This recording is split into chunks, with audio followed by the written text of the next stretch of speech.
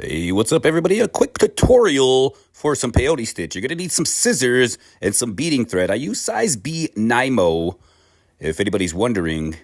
And you're going to also need some beading needles. I use size 12 because I use size 11 seed beads, guys. And then you're going to need a piece of paracord. I use 550, but you could use whatever you want. It's all about preference. So after you cut your thread and you thread your needle, you want to put your needle about half way down your thread. Tie the knot on the bottom here at the end of each side of the thread. All right, and then you got your thread ready to go. And the paracord that I use is 550 paracord. So what you want to do is you want to leave some space for whatever type of enclosures you're using, whether this be a necklace or a bracelet. And you just want to leave enough space. Say you want to leave some room for leather ties or something like that. So I'm going to go down here a little bit and I go through the paracord. And then this part's a little tricky because the knot will go through. So what you want to do is you want to slightly pull the knot into the inside of the paracord. And what I like to do is I like to snip it right here and then wrap it. I'm going to wrap it about 3 times. 1, 2, and then 3. And then what I'm going to do after I wrapped it 3 times is I'm going to go back through the paracord right above where I wrapped it. You kind of want to go above the wrap line because you want to hide it with the beads. And then you just pull through nice and secure. And that's what you should be looking at right now. And so this next step is putting your beads on, and it's literally this is literally up to you. It is entirely up to you on how many beads you would like to use. Me specifically, on what I'm making right here, I'm going to be only using 5 beads to start with.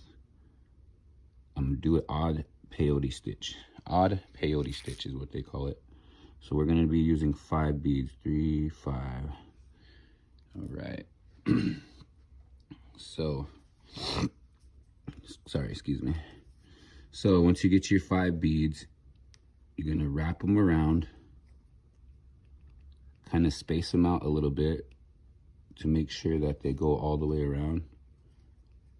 And then what I do is I come through the last bead, or the first bead that I put on. So I come back through that bead and hold it tight. Okay. And then this is where you can kind of space your beads out correctly. And you should be sitting with something like this. You should be able to have something looking like this. And you're through that bead. So then what you do after this,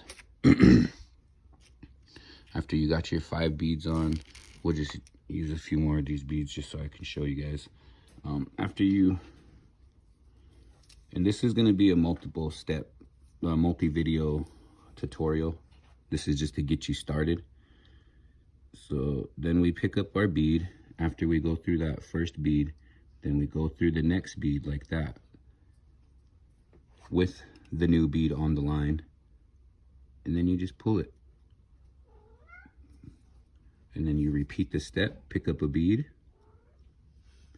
go through the next bead like that, pull it tight. All right, and then repeat the step. All right, and then repeat the step. Remember, you're just going through the bead, pulling it tight. And then when you get to the end here, you're just going to want to connect it. You're going to want to add that bead, continue the step that you were doing. Go through that bead and pull it nice and tight. So that's what you should end up with. So right here, you put your bead and go through that bead. Watch, I'll show you. And this is how you step down to the next row, to the next line.